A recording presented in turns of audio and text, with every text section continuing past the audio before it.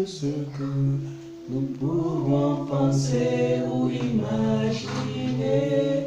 Il nous donne au-delà de ce que nous pouvons penser ou imaginer. Ce que Dieu fait est inimaginable. Ce que Dieu fait, personne ne peut le réaliser. Ce que Dieu fait est inimaginable. Ce que Dieu fait, personne ne peut le réaliser. Il nous donne au-delà de ce que nous pouvons penser ou imaginer. Il nous donne au-delà de ce que nous pouvons penser ou imaginer.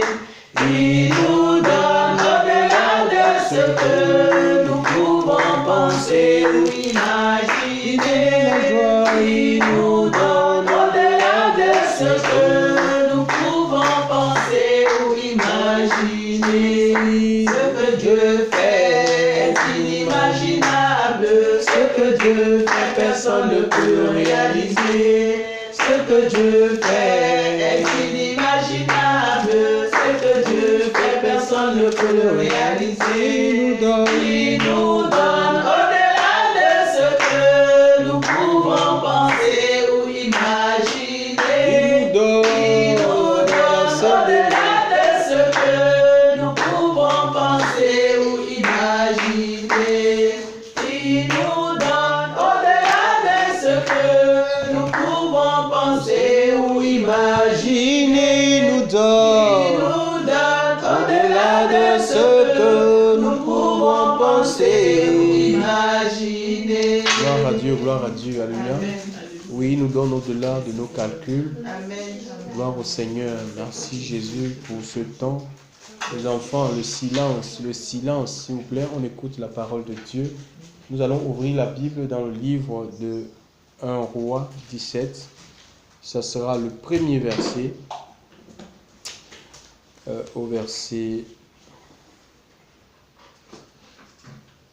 jusqu'au verset 16. On s'arrête au verset 16. 1 Roi, chapitre 17, le premier verset au verset 16. Donc si quelqu'un est dans la page, il peut lire à haute voix, parce que là on entend enregistrer.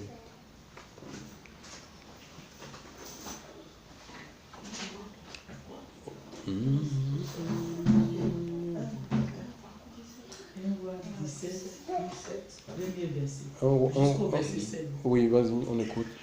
Élie le Tishbite, l'un des habitants de Galaad, dit à Akab, l'Éternel est vivant, le Dieu d'Israël dont je suis le serviteur. Il n'y aura ces années si ni rosée ni pluie, sinon à ma parole. Et la parole de l'Éternel fut adressée à Élie en ces mots. Pars d'ici, dirige-toi vers l'Orient et cache-toi près du torrent de Kérit, qui est en face du Jourdain. Tu boiras de l'eau du torrent, et j'ai ordonné au corbeau de te nourrir là. Il partit et fit selon la parole de Yahweh. Et il alla s'établir près du torrent de Kérit, qui est en face du Jourdain. Les corbeaux lui apportaient du pain et de la viande le matin, et du pain et de la viande le soir, et il buvait de l'eau du torrent. Mais au bout d'un certain temps, le torrent fut à sec, car il n'était point tombé de pluie dans le pays. Alors la parole de Yahweh lui fut adressée en ces mots. Lève-toi, va à Sarepta, qui appartient à Sidon, et demeure là. Voici, j'y ai ordonné à une femme veuve de te nourrir. Il se leva et il alla à Sarepta. Comme il arrivait à l'entrée de la ville, voici, il y avait là une femme veuve qui ramassait du bois. Il l'appela et dit, va me chercher, je te prie, un peu d'eau dans un vase, afin que je boive. Et elle alla en chercher.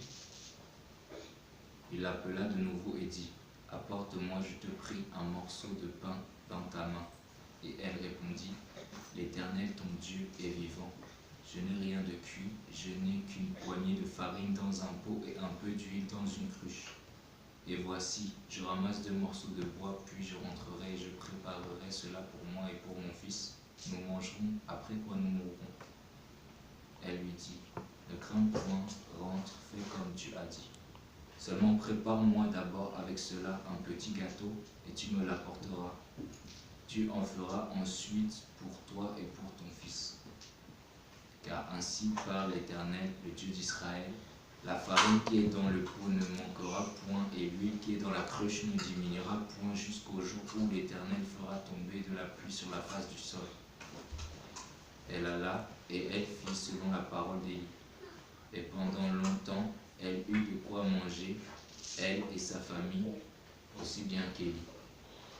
Gloire à Dieu. Donc ici, c'est l'histoire du prophète Élie. Élie en hébreu, ça veut dire Elia. Elia, qui veut dire en français Dieu, Yahweh est mon Dieu. Tu vois? Yahweh est mon Dieu, c'est son nom. Donc il a été suscité, Dieu l'a suscité à une période, je dirais, critique d'Israël. Israël était tombé dans l'idolâtrie. Tu vois? Ils avaient à la tête, il y avait un roi Akab. Et Akab n'écoutait pas, il écoutait plus sa femme que Dieu. Donc sa femme s'appelait Jézabel. C'était la fille de Ethbal. Donc des gens qui adoraient, quelqu'un qui adorait, il adorait notre Dieu, il adorait notre divinité. Et cette femme-là a influencé cet homme au point où c'est elle qui conduisait en fait. C'est elle qui conduisait. On avait un roi à la tête du royaume, mais en fait, c'est la femme qui décidait. Tu vois? Et pourquoi Akab s'est marié, en fait, déjà, en fait, il y a un problème. Quand le Seigneur, c'est valable pour nous, Akab, c'était un fils d'Israël, en fait. C'était un juif.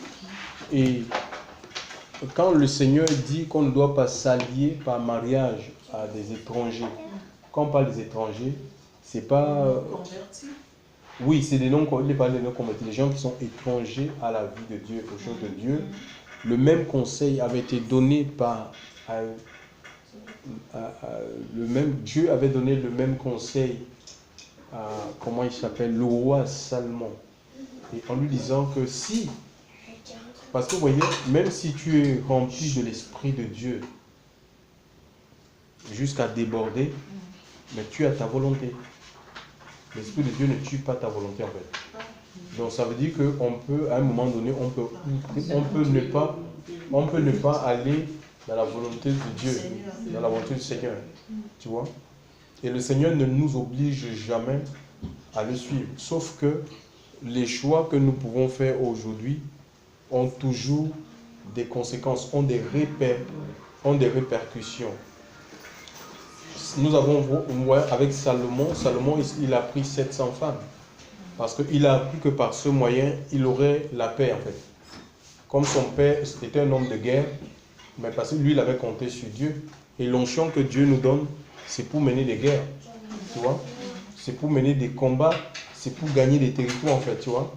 Ce n'est pas pour faire des paix fictifs en fait. Tu vois? Des fausses paix en fait. Tu vois un peu? Et donc, il sait, parce qu'il voulait gagner, il voulait la paix, il ne voulait pas être comme son père, parce que justement, David a passé toute sa vie que dans la guerre, en fait, quoi, tu vois. Que dans la guerre, et contrairement, lui, il voulait gagner la paix. C'est pourquoi il prenait les femmes des rois, en fait, des rois qui les environnaient. Tu vois, il prenait les filles de ces rois. Imagine un peu s'il devient gendre du roi.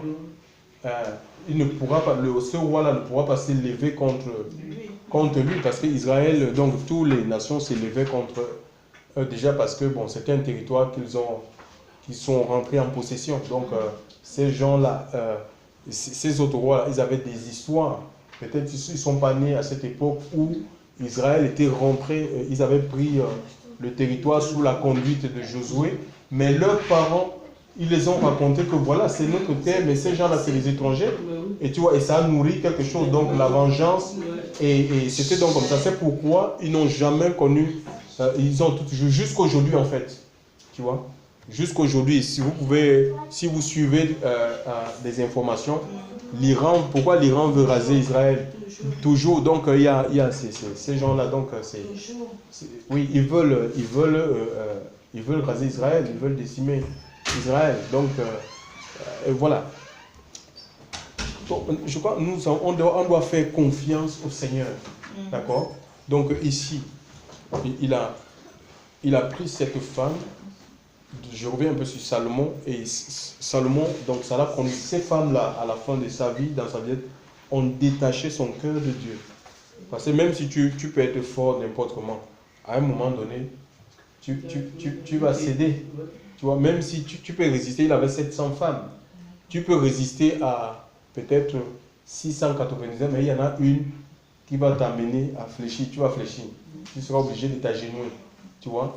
Et Dieu l'en a interdit parce que quoi? Le cœur va se détacher de la vérité, le cœur va se détacher de la sainteté. Tu n'écouteras plus la voix du Seigneur. Et ça, donc Akab a apporté, c'est un des rois qui a apporté ce qu'on appelle les ténèbres, l'obscurantisme dans le paganisme, où les gens pouvaient adorer plusieurs, oui, et offrir des sacrifices partout, oui, voilà, en Israël. Pourquoi? Parce qu'il était influencé par cette femme, Jézabel. Et nous voyons cet esprit-là. Jézabel, c'est un esprit qui veut dominer, oui, voilà. Donc, c'est pas... oui, c'est un esprit qui veut dominer. On peut trouver cet esprit non seulement dans les assemblées, hein. C'est pas que dans les assemblées, hein. Tu vois, ça n'habite pas seulement les chrétiens ou les païens. Ça habite aussi les païens. Il y a des païens, même dans les entreprises. Il y a des gens qui ont cet esprit-là, oui. Oui, donc ils veulent dominer, ils sont prêts à diviser. C'est des gens, il y a des gens qui ne supportent pas rester dans un groupe, par exemple, pour s'asseoir. Ils veulent toujours les premières places. C'est des gens qui veulent les premières places. Et ils sont prêts à casser même une œuvre pour arriver à leur fin. Ils sont prêts, s'ils n'arrivent pas à séduire, par exemple, le visionnaire, ils vont casser cette œuvre. Ils vont séduire, tu vois, ils vont me dire, mais Jordan, tu vois, ils vont aller voir vers Jordan. Mais tu as des talents. Pourquoi c'est seulement Georges qui prêche? Toi aussi tu as. Et pourtant, Georges n'a jamais interdit à qui que ce soit de prêcher, oui. Il va dire non, ne reste pas comme ça. Tu as des dons, tu sais, viens. Et il peut. C'est des gens qui vont. Ils sont rusés. Ils vont étudier, ils vont voir peut-être certaines failles, certains manques. Ils vont pallier à ces manques pour gagner le cœur du frère. Et c'est comme ça que les églises se cassent, les assemblées se divisent. Donc c'est un démon, c'est un esprit en fait. Hein. Donc parfois c'est des gens qui sont... C'est un esprit qui est tellement mielleux. Des personnes sont... Tellement tu vas dire non mais c'est Dieu. Même quand la personne prie, la personne parle des choses du Seigneur, tu vas dire oh là là, ça c'est vraiment une femme de Dieu. Donc attention, ne vous fiez pas aux paroles, chers frères et sœurs. Nous devons construire l'intimité avec le Seigneur. La plupart de ces personnes-là, ils sont pour... En fait, pour l'unité, que tous les assemblées soient unis. Oui, se rassemblent. Leur seul but, c'est de dominer, en fait. C'est dominer, c'est écraser sur les autres. S'ils n'ont pas une place de conducteur, ils ne peuvent pas rester dans cet endroit, ils ne supportent pas. Oui. C'est l'autorité. Ce qui motive l'esprit de Jézabel, ce n'est pas forcément l'argent, en fait. C'est la domination. Ils veulent les enfants, c'est un démon qui veut des enfants, pas pour le Seigneur, mais pour elle-même, oui. Pour elle-même. Des personnes, oui, ou pour lui-même, parce que ça habite aussi les hommes. Pour contrôler les âmes, en fait. Il veut les âmes qui lui obéissent au doigt et à l'œil. Donc c'est comme ça, en fait. Donc, et c'était donc, elle a épousé cette femme, et nous voyons dans le livre d'Apocalypse, où le Seigneur dit à une église que voilà, j'ai quelque chose contre toi. C'est que tu laisses la femme d'Isabelle qui se dit prophétesse et qui ne l'est pas. Tu vois, prophétesse, le Seigneur m'a dit. Ils sont toujours des paroles. Dieu m'a dit, Dieu m'a montré, Dieu. C'est le démon. Je vous dis la vérité. Dieu m'a dit, Dieu m'a montré, Dieu m'a machin, l'esprit de Dieu m'a fait comme ça, l'esprit de... Donc, oui, ils sont toujours Dieu m'a dit, Dieu m'a montré, j'ai à cœur. Le Seigneur me met à cœur, Donc, c'est comme ça en fait. Et voilà, donc, il a plongé le royaume d'Israël complètement dans l'obscurité, dans le paganisme. Et Élie va Élie va être suscité par Dieu, alléluia, il va être suscité par Dieu pour apporter la restauration en fait. Donc même quand un pays est plongé dans le chaos, Dieu suscite les personnes en fait, pour réveiller, pour ramener les cœurs à lui. C'est comme ça en fait, c'est l'œuvre de Dieu. Et ici, Élie, c'était un prophète de Dieu. C'est pas quelqu'un, s'il vous plaît, c'est quelqu'un, un prophète qui il recevait, il avait les messages du Seigneur. C'est pas quelqu'un qui s'est auto-proclamé prophète. Il y a des gens qui s'auto-proclament, où ils vont dans des écoles. Il y a même aujourd'hui des écoles de prophètes. Oui. En fait, ils veulent imiter. Dans la Bible, dans l'Ancienne Alliance, la Bible parle des écoles de prophètes, mais c'est pas comme maintenant, tu vois. Donc, ici, les prophètes, ils vivaient. Oui, on a besoin d'être enseigné, mais dit qu'on va t'apprendre comment tu dois prophétiser. Non. Oui, tu vois, on dit, c'est la journée où on parle, on fait des réunions. Il y a des réunions où on dit aux gens que c'est une journée où il y aura des actes prophétiques.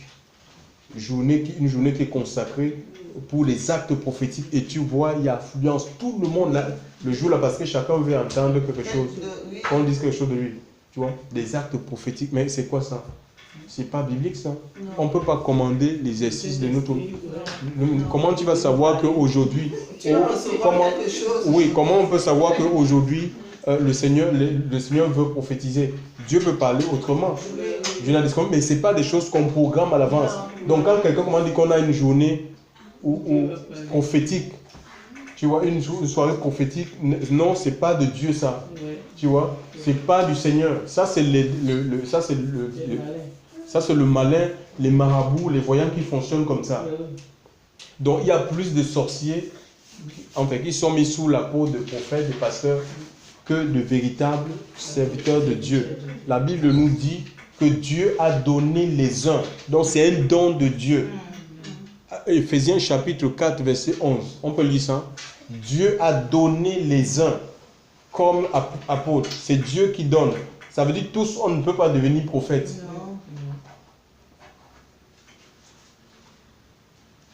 Ou aujourd'hui, avec les messages qu'on dit aux gens, tu dois devenir la personne que tu veux. Mais c'est quoi ça? Tu dois devenir la personne. Tu deviens quelle personne? Tu deviens ce que Dieu a décidé que tu dois être.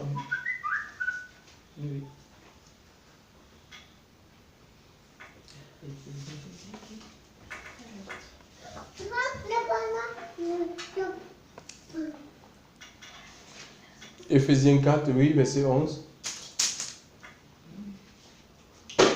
Lui-même donc a donné les uns pour être apôtres, les autres pour être prophètes, les autres pour être évangélistes, les autres pour être pasteurs et docteurs. Je continue. Oui, pourquoi?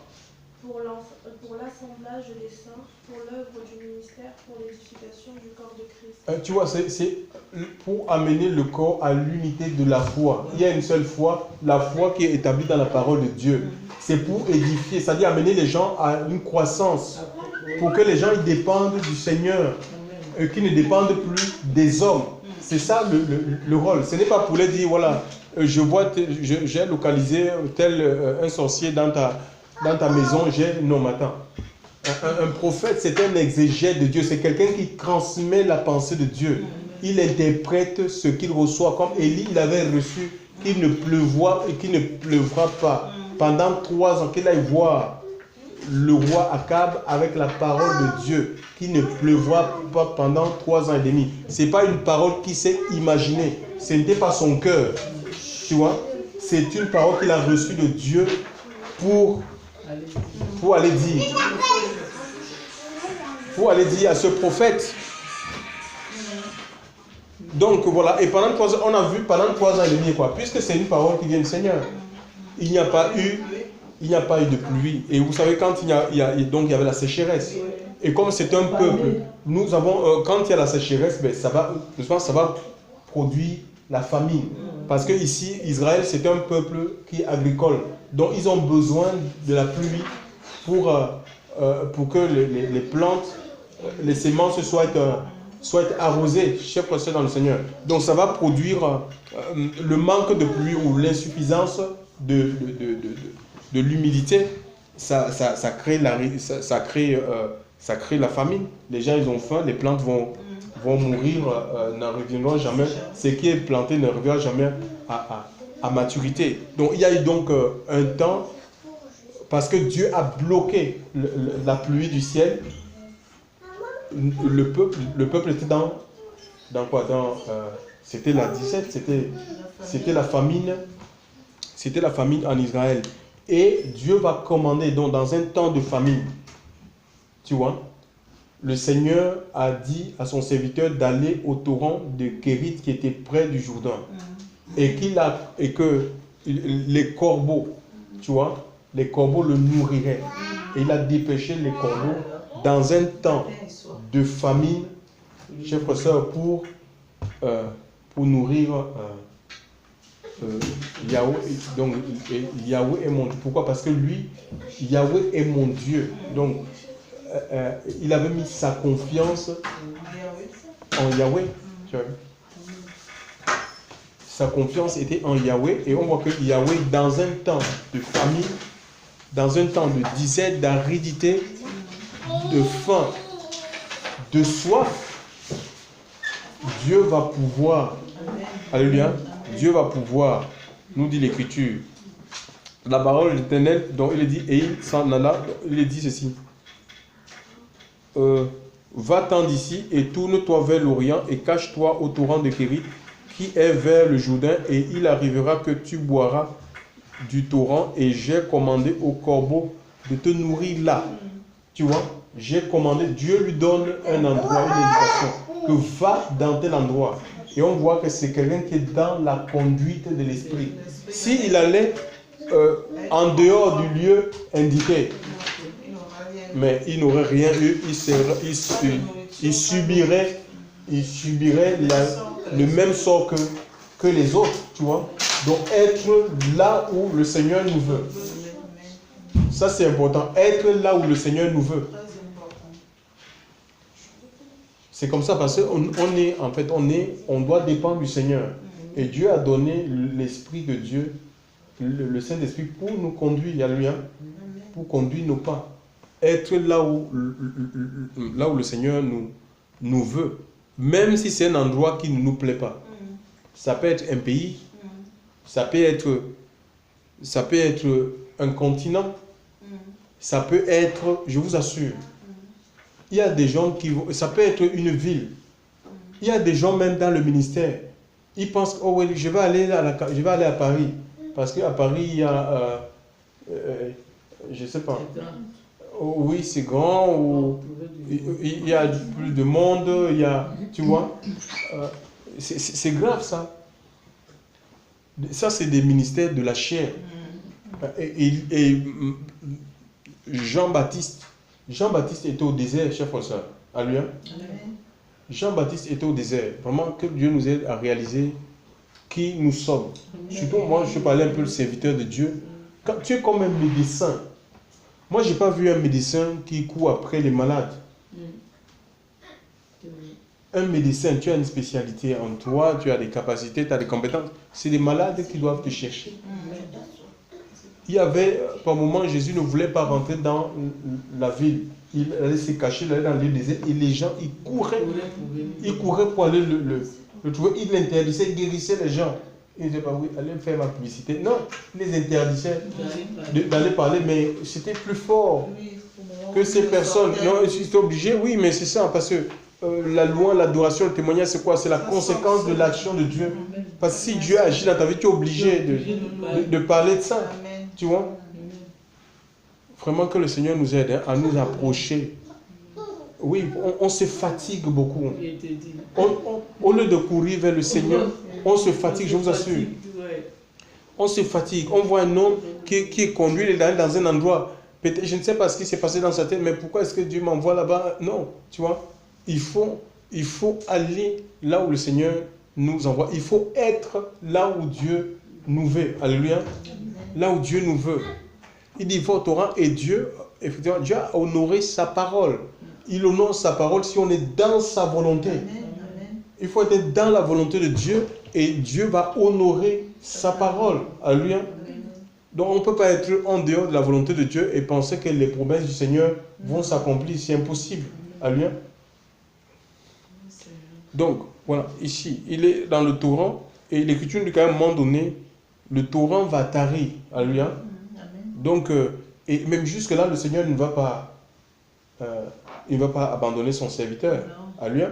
Donc, parce qu'on est appelé à aller, quand on marche avec Dieu, on est appelé à aller d'expérience en expérience. Alléluia. Oui, voilà. Il a vécu une expérience. Peut-être lui, il s'est dit, bon voilà, je suis là, je suis bien là, ici assis. Pour lui, c'est comme un acquis. On aime des zones de confort, on est là, bon, on ne bouge plus. Non, le Seigneur dit maintenant, il faut que tu dois passer à autre chose. Je veux te faire vivre une autre expérience. Alléluia. Tu dois connaître un autre aspect de qui je suis. Alléluia. Voilà, je suis un Dieu illimité. Donc, et le Seigneur va dire,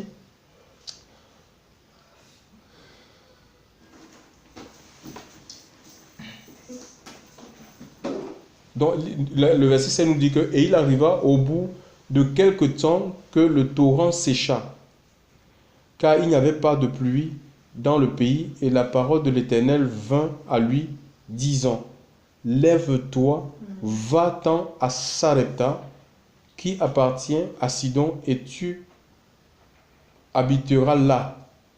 Voici, j'ai commandé là à une femme veuve de te nourrir. Et il se leva et s'en alla à Sarepta. Donc le Seigneur l'envoie dans une ville, tu vois. Et il dit, voilà, j'ai commandé, dans cette ville-là, j'ai commandé qu'une veuve s'occupe de toi, qu'une veuve te soutienne dans ton œuvre, te soutienne dans le ministère. Oh, oh, c'est grave. Aujourd'hui, non, les gens cherchent les partenaires financiers. Tu vois, les partenaires financiers. C'est grave ça. C'est Dieu lui-même. Quand Dieu suscite une œuvre, c'est lui-même qui donne des soutiens. Alléluia. C'est Dieu qui suscite des soutiens, des personnes. Quand tu lis le livre de Luc, je crois c'est Luc 8, où la Bible dit que Jésus était entouré des femmes, mais qui le servaient avec leurs biens. Alléluia. Donc c'est Dieu lui-même qui suscite des personnes pour soutenir l'œuvre de Dieu. Alléluia. Pour soutenir un ministère. Maintenant, si nous-mêmes on commence à chercher des soutiens, et il y a des personnes même qui peuvent venir. Il y a des personnes qui peuvent venir, mais qui sont envoyées par Satan, qui sont envoyées par la franc-maçonnerie, qui sont envoyées par la Rose-Croix, qui sont envoyées... Donc, pour s'opposer à la vision, pour éteindre la vision. Donc nous on dit, oh, comme on a prié Seigneur, on a avec nos prières, oh Seigneur, envoie les bâtisseurs, envoie les gens pour soutenir l'œuvre de Dieu. Et puis ces gens-là se présentent, dire voilà, et Dieu a le Seigneur a exaucé. Et pourtant il n'en est pas. Tu vois. Donc Dieu dit, il a commandé cette veuve.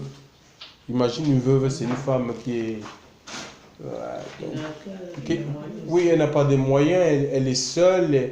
D'abord, elle a une peine, elle a perdu son mari. Donc, elle traverse une situation difficile. Elle a même besoin qu'on la soutienne. Ce n'est pas de soutenir. Je vous assure, les gens qui soutiennent l'œuvre de Dieu, c'est l'œuvre de Dieu. Moi, si je vous parle par expérience, c'est des gens parfois pauvres, des gens qui n'ont pas de grands revenus, mais parce qu'ils ont donné leur cœur à Dieu. Et quand quelqu'un a donné son cœur à Dieu, il est prêt à tout donner. Tu comprends? Ce n'est pas des gens riches. Hein. Les gens riches, là, ils ne donnent rien. Enfin, c'est souvent calculé, en fait. C'est pourquoi il le fait. C'est calculé, tu vois. S'il ne trouve pas son intérêt, il ne fait rien du tout. Les gens qui soutiennent l'œuvre de parole, c'est des gens qui n'ont rien. Et ces gens-là, on les écarte dans nos assemblées. On les écarte. Imagine, tu vas demander à un riche, il va laisser de boire on appelle ça comment là, le pastiche, son pastiche pour intercéder, tu vois. Eux, ils sont assis seulement. Jamais, ils sont assis seulement. Le chrétien même, il est assis seulement. Les autres n'ont qu'à faire bouger. Tu te rends compte, ils sont assis dans les premières chaises. Donc, les gens qui soutiennent l'effort dans l'intercession, ils sont mis de côté. Et pourtant, c'est eux qui doivent participer dans les décisions parce qu'ils sont dans l'esprit de Dieu. Alléluia. Voilà, donc ils sont mis de côté, Donc, mais c'est pourquoi l'église, elle est morte. Tu vois, elle est comme là, il n'y a pas la vie en fait. Il n'y a pas la vie. Donc, le Seigneur a commandé à cette veuve, il a commandé à cette veuve de nourrir. Le prophète, il est allé chez la veuve. Elle s'arrêtait là. Est-ce qu'il n'y avait pas un maire? Il y avait des anciens de ville, il y avait des magistrats. Tu vois, il n'a pas cherché à dire non, mais quand même, je suis un prophète, comment je vais aller chez une veuve, tout ça. Non, il a suivi la voie du Seigneur. Est-ce qu'il n'y avait pas des hommes d'affaires là-bas dans cette ville de Sarepta? Il y en avait. Alléluia. Donc, mais il faut travailler et composer avec des personnes que le Seigneur nous recommande. Alléluia. Et oui, il faut travailler avec des personnes que le Seigneur nous recommande. Même ces personnes ont des lacunes. En tout cas, on peut avoir des lacunes sur le plan humain, charnel. Les gens disent, oh oui, il ne sait pas parler français, oh, il n'a pas de diplôme. Mais Dieu sait que telle personne est qualifiée spirituellement. Dieu lui a donné, par exemple, l'intercession. C'est une personne qui peut porter dans l'intercession, on peut entraîner un groupe dans la prière, tu vois. Ça ne sera pas mort, la prière ne sera pas quelque chose de mort, de lourd, de pesant, parce que cette personne est faite pour. Alléluia. Donc c'est comme ça en fait, la qualification elle est spirituelle, ça n'a rien à voir avec, parce que les gens, en fait, nous les humains, on veut parfois des gens qui parlent bien, des gens qui ont des compétences intellectuelles, mais on ne construit pas l'église avec les compétences humaines. C'est les compétences spirituelles qui construisent l'église. Alléluia. Parce que l'église, elle est spirituelle en fait. C'est pas la religion en fait. C'est pas la religion. Et quand l'assemblée est construite, elle est soutenue, portée par des personnes qui sont spirituelles, mais le royaume des cieux va avancer, c'est dans les cœurs en fait. C'est dans les cœurs. Alléluia. L'œuvre de Dieu va grandir, va s'accroître dans les cœurs et dans les vies. Alléluia. Et tellement ça sera visible dans les cœurs et dans les vies. Et Élie a obéi, tout simplement pour un homme qui obéit à Dieu en fait. Il n'a pas dit non, mais je reste ici au ce torrent de Kérit. En tout cas, je me suis déjà installé, j'ai fait avec tout ce que j'ai bâti. Je sais peut-être qu'il enseignait les gens dans cet endroit-là. J'ai commencé quelque chose ici. Moi, je ne peux pas continuer. Je vais aller maintenant dans un endroit, chez une veuve, dans une ville. Je ne connais personne. Non, il ne s'est pas mis à discuter. Non, il a tout simplement parce que on est au service du Seigneur. Alléluia. On est au service de Dieu en fait. On n'est pas là pour se servir de Dieu, pour avoir un nom, une reconnaissance quelconque. Quand Dieu nous appelle, c'est pour être une bénédiction pour les autres. Ce n'est pas pour que nous-mêmes on soit bénis, on doit dire oui c'est moi. Non, c'est pour que tu sois. C'est ça en fait. C'est ça. Regardez un peu Joseph. Dieu l'a appelé, c'était pour qu'il soit une source de bénédiction, non seulement pour sa famille, mais aussi pour l'Égypte. Tu vois, ce n'est pas pour que lui il doit être vu, c'est ça, c'est les motivations. C'est la plupart des motivations qui ne sont pas bonnes en fait. On a des motivations qui sont complètement charnelles. On cherche plus nous on cherche la reconnaissance, que les gens nous connaissent, on veut exister, tu vois. On veut exister, c'est pourquoi on a du mal à laisser que Dieu tue notre chair, oui, tu vois. Mais tu ne peux pas rentrer dans l'élévation. Je parle de l'élévation spirituelle, je ne parle pas de l'élévation de la chair. L'élévation spirituelle, si tu n'acceptes pas que Dieu brise ta chair, c'est impossible. C'est impossible. Tu ne peux pas, tu ne rentreras jamais. Jamais si tu résistes, si tu t'opposes à Dieu, si tu t'opposes à la voix du Seigneur. Il te dit à droite, tu ne veux pas. Je veux que tu composes avec tel, tu ne veux pas. Parce que même nous aujourd'hui, vous pouvez me voir vous dire que non, Georges, tellement il a des compétences. Non, j'ai des lacunes en fait. Et Dieu utilise certaines personnes pour pallier à ces lacunes-là. Donc c'est un ensemble. c'est un travail qui est, on appelle ça comment? C'est un travail d'équipe en fait. Tu ne peux pas travailler seul. C'est impossible. C'est impossible, c'est un travail d'équipe en fait. Hein. Donc c'est comme ça que ce pays, imaginez un peu un pays avec le président. Pourquoi le président, et on a un président, après il a des ministres parce qu'il y a différents départements, tu vois un peu. Il y a des personnes dans le monde à qui on donne des départements en fonction de leur qualification. Et dans le Seigneur, c'est Dieu qui donne les services en fait. Parce que c'est lui-même qui se charge de nous qualifier en fait. Hein. Amen. Donc, ne jamais se sous-estimer. Ne dis pas que non, moi, Dieu a choisi des choses folles du monde pour confondre ça, des choses qu'on méprise, des choses qui n'ont l'air de rien pour confondre celles qui sont. Alléluia. Donc, c'est Dieu qui qualifie. Alléluia. C'est Dieu qui qualifie et on va de qualification en qualification. Donc nous voyons ici, il s'est rendu dans la ville de Sarepta. Il est allé à Sarepta. Je ne sais pas à quoi cette ville pouvait ressembler. Et il va faire connaissance de cette dame. Hein. Donc il a demandé à la dame de lui apporter de l'eau.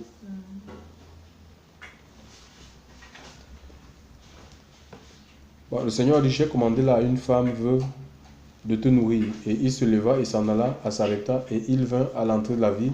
Et voici, il y avait une femme veuve qui ramassait du bois. Et il lui cria et dit, prends-moi, je te prie, un peu d'eau dans un vase, afin que je boive. Et elle s'en alla pour en prendre. Ça, c'est facile, ça. Lui donner de l'eau. Donc la femme s'est empressée de lui donner de l'eau. En tout cas. Et là, et après, Élie, qu'est-ce qu'il va dire à la dame? Et il lui cria et dit, prends-moi dans ta main, je te prie, un morceau de pain. Et elle dit, l'Éternel ton Dieu est vivant, que je n'ai pas un morceau de pain cuit, rien qu'une poignée de farine dans un pot et un peu d'huile dans une cruche. Et voici, je ramasse 2 bûchettes, afin que j'entre et que je prépare cela pour moi et pour mon fils. Puis, nous le mangerons et nous mourrons. Donc ça veut dire que dans cette ville-là, à cause de la sécheresse, il y avait des gens qui mouraient, pas parce qu'ils étaient malades. Hein. Ils mouraient, c'était la faim c'était la faim qui était cause des décès en fait. Tu vois? Et c'est ce que la dame ici est en train d'expliquer au prophète, la veuve de Sarepta. Mais Élie lui dit, ne crains pas, donc Élie va rassurer cette femme, va, fais selon ta parole, seulement fais-moi premièrement de cela un petit gâteau et apporte-le-moi et après tu en feras pour toi et pour ton fils. Avec quoi? Il fallait avoir la foi, puisque le petit pot là, c'était pour elle et son fils, après quoi ils vont mourir. Et il dit que fais d'abord pour moi, et après tu feras, mais avec quoi, tu vois. Donc là, je crois que c'est Dieu nous porte, hein. En fait, quand le Seigneur nous commande à faire quelque chose, Dieu, on est porté en fait, hein. Dieu nous porte vraiment pour faire la chose. Alors beaucoup de faux pasteurs, ils utilisent ce passage, les Écritures. Leur terrain de...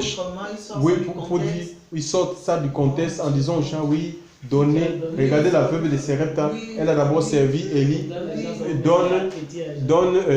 je suis votre Élie, ce qui est complètement faux. Élie, c'est un type de Christ.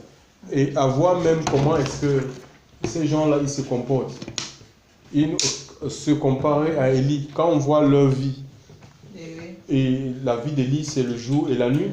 Élie, ce n'était pas un escroc, ce n'était pas un malhonnête. Élie ne vendait rien. À lui, il ne vendait pas les choses de Dieu. Il ne vendait pas les prières. Tu vois? Et ils se comparent à... Ils vont te dire qu'ils sont comme Élie. Tu vois? Et donc cette femme, elle a obéi en fait. Elle a obéi à Dieu. Parce que Élie ne la trompait pas en fait. Élie n'a pas trompé cette dame. Pourquoi? Parce que Élie lui-même était commandé. C'est Dieu qui lui a dit précédemment que dans la vie de Sarepta, j'ai commandé une veuve de te nourrir. Donc tu vois, donc, et tout ce que Élie est en train de dire à cette dame, ça vient, on voit que ça vient du Seigneur, et la femme a obéi, et nous voyons que ça a porté du fruit. Donc nous on voit, ne crains pas, va, fais selon ta parole, seulement fais-moi cela un petit gâteau et apporte-le-moi, et après tu en feras pour toi et pour ton fils. Car ainsi dit l'Éternel, le Dieu d'Israël, le pot de farine ne s'épuise. Ainsi dit l'Éternel, c'est pas ainsi dit Élie, tu vois. Aujourd'hui, on entend vraiment je prophétise dans ta vie.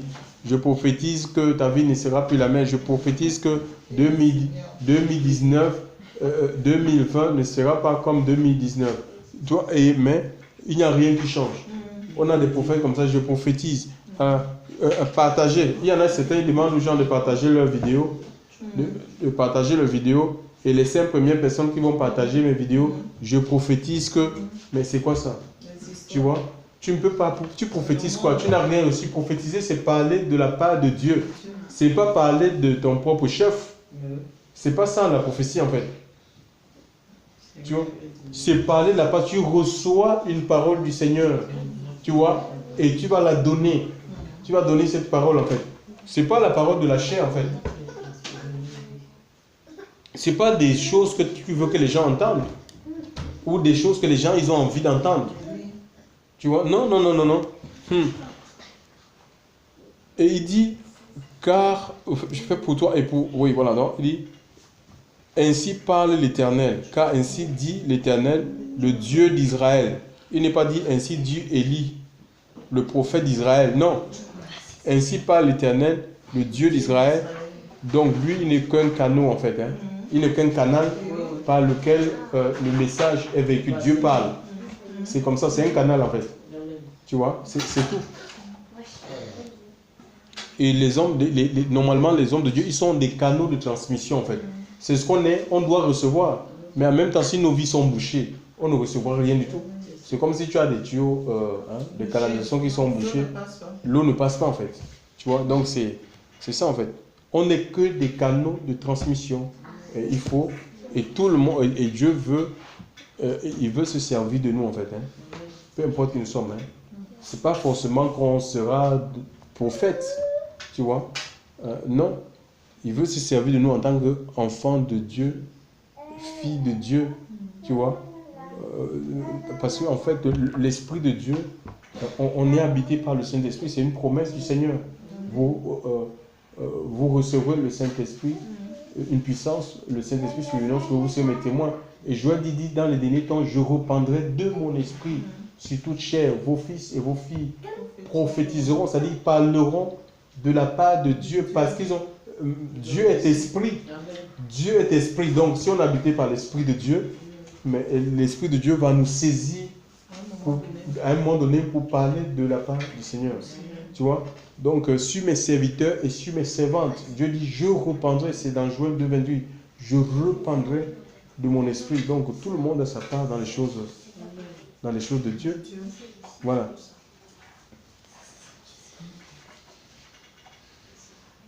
Il est dit, donc ainsi dit l'Éternel, le Dieu d'Israël, le pot de farine ne s'épuisera pas et la cruche d'huile ne manquera pas jusqu'au jour où l'Éternel donnera de la pluie sur la face de la terre.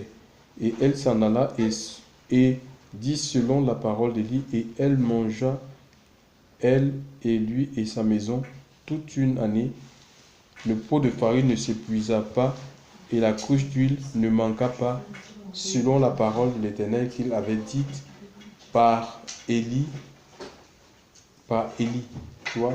Donc Élie va vivre aussi, il va vivre, et non seulement cette femme va vivre les merveilles de Dieu. Imagine un peu que tu as un pot de farine qui ne finit jamais et une cruche où il y a toujours de l'huile. Pourtant tu prépares avec cette huile, mais l'huile, oui voilà, l'huile ne tarit pas en fait. L'huile ne tarit pas dans la cruche. C'est comme cette bouteille, on boit, mais il y a toujours... Mais oui, Dieu est un Dieu de miracles, chers frères et sœurs. Donc, quand on pousse aux gens en disant, oui, on va vers les temps difficiles, il faut faire des réserves, machin, tout ça, à la fin. Mais franchement, mais moi je ne vois pas ça dans les Écritures. Alléluia. Donc on va prendre le cas de Joseph. Mais est-ce que c'est ce que le Seigneur vous a demandé de le faire? Alléluia. Nous sommes l'église du Seigneur. Tu vois, et dans le Matthieu 6, on peut lire Matthieu 6, 25. Et après nous allons revenir ici. Matthieu 6, 25. Matthieu 6,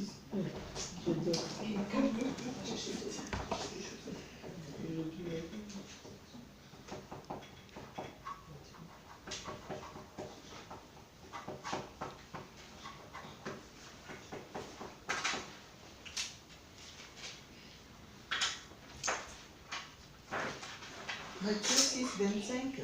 Oui. C'est pourquoi je vous dis, ne vous inquiétez pas pour votre vie, de ce que vous mangerez Seigneur. et de ce que vous boirez, Oui. ni pour votre corps, de quoi vous serez vêtus. La vie n'est-elle pas plus que la nourriture, et le corps plus que le vêtement? Regardez les oiseaux du ciel, car ils ne sèment ni ne moissonnent, ni ne recueillent dans les greniers, et cependant votre Père céleste les nourrit. N'êtes-vous pas beaucoup plus excellent qu'eux? Et qui de vous, par ses inquiétudes, peut ajouter une coudée à sa stature? Et pourquoi vous inquiétez au sujet du vêtement? Apprenez comment croissent les lits des champs. Ils ne travaillent ni ne filent. Cependant, je vous dis que Salomon même, dans toute sa gloire, n'a pas été vêtu comme l'un d'eux. Si donc Dieu revêt ainsi l'herbe des champs, qui existe aujourd'hui et qui demain sera jetée au four, ne vous vêtira pas-t-il pas à plus forte raison, ô gens de petite foi? Ne vous inquiétez donc pas en disant que mangerons-nous, ou que boirons-nous, ou de quoi serons-nous vêtus? Car ce sont les gens des nations qui cherchent sérieusement toutes ces choses. Mais votre Père céleste sait que vous avez besoin de toutes ces choses. Mais cherchez premièrement le royaume de Dieu et sa justice, et toutes ces choses vous seront données par-dessus. Voilà, donc ici il est dit, nous en tant qu'enfants de Dieu, on doit rechercher quoi? La volonté de Dieu. On doit tout simplement rechercher la volonté de Dieu, c'est-à-dire que mettre notre vie en accord avec sa parole. Et il dit que ces choses-là, donc les choses que les païens, eux recherchent, ils cherchent la sécurité à travers ces choses parce qu'ils n'ont pas Dieu. Alléluia. Donc il dit qu'il va nous les donner. Alléluia. Dieu nous donne, même dans notre sommeil, il nous donne, on appelle ça comment, du pain. Ce n'est pas le pain de l'affliction.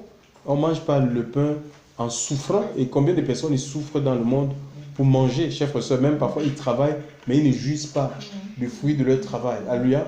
On sait un Dieu de miracles. Alléluia. On sait un Dieu de miracles. Hein? Donc Dieu fait des miracles. Moi je crois dans ce miracle. Alléluia. Je crois que Dieu est capable de nourrir, de dépêcher des corbeaux pour nourrir ses enfants. Dans un temps de famine, je crois que Dieu est capable même de nous couper de la faim. Ça veut dire qu'il n'y a rien à manger, il nous coupe de la faim. Alléluia. Il fait qu'on n'ait pas faim. Même pendant 1 an, 2 ans, 3 ans, 4, de toute façon, tu vois un peu. Oui, voilà. Pendant des années pour nous maintenir. Donc, il faut qu'on soit vraiment qu'on se donne entièrement. Qu'on se donne entièrement au Seigneur. Ici, il est parlé de la farine. Avec la farine, on fabrique quoi? Du pain. Du pain, oui, voilà. Du pain et aussi l'huile. Sa image, c'est l'Esprit de Dieu en fait. Hein. L'huile ici, c'est l'Esprit de Dieu. Que ce soit le pot ou la cruche, c'est l'image de nos vies. Alléluia. Donc le pain, Dieu veut nous donner le pain quotidien. Ce n'est pas forcément le pain qu'on achète à la boulangerie. C'est sa parole. Alléluia. La parole de Dieu qui doit nous guider. On doit être des enfants. Nous devons être des enfants qui marchent. Nous sommes appelés à marcher par révélation en fait. Tu vois? Nous sommes appelés à marcher par révélation. Le Seigneur veut donner le pain quotidien, la parole du jour. Alléluia. Chaque instant. C'est pas aller, il y a des livres qu'on a fini d'écrire. On te dit, la prière du matin, les paroles, ce que tu dois lire mardi, ce que tu dois lire vendredi, ça c'est des trucs de la papauté, ça. On n'a pas besoin de ça. Alléluia. C'est un conditionnement. Hein? Donc Dieu veut nous donner la parole de Dieu et il veut que nos vies au quotidien soient remplies de l'Esprit de Dieu. Alléluia. Ça c'est possible. Alléluia. Mais il faut être dans sa volonté. Dieu veut nous remplir chaque jour. Il veut que notre coupe puisse déborder de son esprit, de sa présence. Et quand dans la présence de Dieu, on ne manquera pas les rendez-vous divins. On sera au bon endroit, au bon moment pour recevoir, mais aussi pour être une source de bénédiction, pour donner, alléluia, pour les autres. C'est comme ça en fait. Il faut être dans la conduite de l'esprit, alléluia. Dit que Yahweh, Dieu, Yahweh est mon Dieu, alléluia. Donc je n'ai pas un autre Dieu devant ma face que Yahweh, que le Dieu véritable. Il a vécu ses expériences. Il ne s'est pas resté. On voit que c'est une marche, c'est une progression avec Dieu. Et si on lit même jusqu'à la fin, vous allez voir que dans cette famille-là, la veuve avec un fils, et ce fils, il est mort. Tu vois, son fils, il est mort. Mais la femme dit, mais est-ce que tu es venu rappeler à ta servante les souvenirs de son péché? Il a dit, mais donne-moi ton... Élie a pris son fils qui était mort, et il s'est étendu sur cet enfant, et l'enfant est revenu à la vie, il a remis ça à sa main, et sa main a reconnu que je reconnais que tu étais que tu étais un homme de Dieu, tu as vu. Il a reconnu que Élie, je reconnais que tu étais un... Maintenant, à cela, je reconnais que tu es un homme de Dieu et que la parole de l'Éternel dans ta bouche est la vérité. Amen. Tu vois? Donc, il a ressuscité, il a opéré une résurrection dans cette famille. S'il serait resté au torrent là-bas, il ne saurait même pas que Dieu était capable de ressusciter les morts à travers lui. Tu vois? Donc, vraiment, suivons le Seigneur. Ce n'est pas évident, c'est dur parce que de l'autre côté aussi, il y a quelqu'un qui veut nous arrêter. Quelqu'un qui veut freiner notre marche, qui veut nous sortir de la volonté de Dieu. La Bible dit, soumettez-vous à Dieu tout simplement, alléluia. Et la volonté de Dieu, elle est bonne, elle est agréable, elle est parfaite, alléluia. Elle est parfaite pour notre vie, c'est le repos. Avec le Seigneur, c'est vraiment, c'est le repos, hein. C'est pas l'agitation. C'est pas l'agitation. Je vais finir avec ce psaume. C'est le psaume 127. Hein.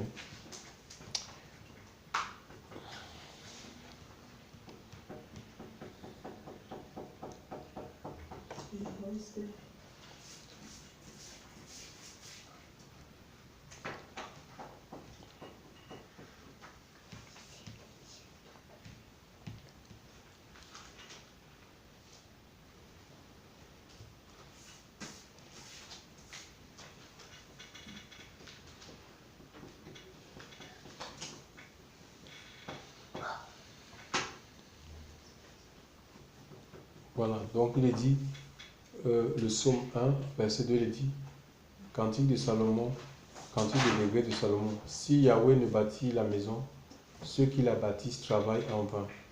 Si Yahweh ne garde la ville, celui qui la garde fait le guet en vain. C'est en vain que vous vous levez le grand matin, que vous vous couchez tard et que vous mangez le pain de la douleur, le pain de douleur. C'est Dieu qui donne du repos à ceux qui l'aiment. Alléluia.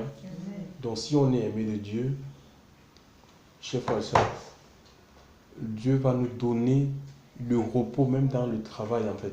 Ce n'est pas dans l'affliction. Il y a des gens qui travaillent, qui ont 5, 7 boulots, mais ils ne s'en sortent pas. 3, 4, 5 boulots, toujours pour chercher l'argent, mais ils ne s'en sortent pas. Alléluia. Donc ici, ce n'est pas un problème. Il y a des gens qui pensent qu'il faut avoir des grands revenus. Hein? Ou même quand ils nous voient, ils pensent que tellement Jean-Georges a beaucoup d'argent, c'est faux. Je gagne pas grand-chose, hein. Mais je sais une chose, en fait, je connais comment Dieu travaille avec moi. Donc même s'il y a une crise, comment le Seigneur va, Dieu va, le Seigneur me dévance en fait, tu vois. Oui, il me dévance pour me permettre de sortir dans cette crise. Quand la crise se présente, j'ai de quoi régler la crise. C'est comme ça que Dieu procède avec moi en fait. Donc voilà, c'est un peu ça. Donc on n'a pas besoin. Je vous l'assure. Qui me fasse ça aussi. Donc c'est un peu comme ça. Il faut. Oui, voilà. Donc il m'a dit, même si tu as besoin de quoi, il faut mettre tes genoux à terre. Il m'a dit, mets tes genoux à terre. Parfois, je demande à Dieu de l'argent. C'est mon père. Oui, tu vois. oui. Et je dis, en fait, notre bénédiction. Regardez un peu cette femme. La bénédiction ne dépend pas de ce que tu fais. Tu vois un peu? Il faut sortir de ça, des calculs en fait. Hein, que la bénédiction, Dieu ne te bénit pas en fonction de ton travail. Hein. Il peut te donner l'argent en dehors de ton salaire. Tu vois, en dehors de ton salaire, Dieu peut te donner de l'argent en fait. Tu vois, c'est comme ça en fait. Dieu peut faire que même tu ne vives pas de ton salaire, mais tu ne manques de rien en fait. Dieu est capable de le faire. Il est le Dieu tout-puissant. Il faut qu'on lui fasse... Faisons-lui entièrement confiance. Que le nom du Seigneur soit béni. On va prier Dieu vraiment qu'il renouvelle notre foi. Alléluia. Et vraiment, et qu'il nous rende sensibles, surtout sensibles à la voix de son esprit. Nous ne voulons pas être trompés. Alléluia. Nous ne voulons pas suivre une autre voix que sa voix. Alléluia. Et il est dit, parlant de l'esprit, qui vous conduira dans toute la vérité. Et quand l'Esprit de Dieu te conduit, c'est d'abord ta propre vie. Parce que Dieu doit faire un nettoyage en toi. Il doit te dire ce que tu es. Dieu te dit ce que tu es. Parce que c'est en fait, il faut que tu cèdes de la place à lui. Oui, il va te dire donc ce que tu es. C'est ça quand on parle de réveil. Le réveil, c'est pas... Imagine, les gens pensent que le réveil, ça veut dire que bon, ben, la ville va se réveiller comme ça, on va prêcher. Puis non, ça commence quelque part dans une maison. C'est le récit à l'idolâtrie. Tu vois, la magie, il faut d'abord que Dieu prépare le terrain, il a saigné le terrain. Et c'est nos vies. Le réveil, ça passe d'abord par nos vies. Si nos vies ne sont pas réveillées, on ne vivra jamais. Mais ça sera la conséquence en fait. On ne vivra jamais les conséquences du réveil. Ça veut dire que les gens qui vont se donner, ils viendront eux-mêmes. Pourquoi? Parce qu'il y a nos vies, nous portons la présence du Seigneur. Alléluia. Donc c'est d'abord nos vies. Alléluia. C'est premièrement nos vies. Donc la vérité là, ça vient pour nous affranchir. Ça vient pour nous libérer. Ça vient pour donner la place, toute la place au Seigneur. Alléluia. Et ainsi, on peut être des instruments. Alléluia. Des instruments de bénédiction pour les autres. Mais si on est rempli de nous-mêmes, du moi, les gens, quand ils viendront, ils vont voir que le moi. Ils vont faire quoi? Ils vont dire, ben, franchement, c'est ce que nous, on a ça là-bas. On vient voir les mêmes choses ici. Ils vont repartir. Alléluia. Donc, c'est comme ça que Dieu puisse nous aider. Gloire à Dieu, on va prier vraiment que le Seigneur, aide-nous, Seigneur. Aide-nous ce soir encore.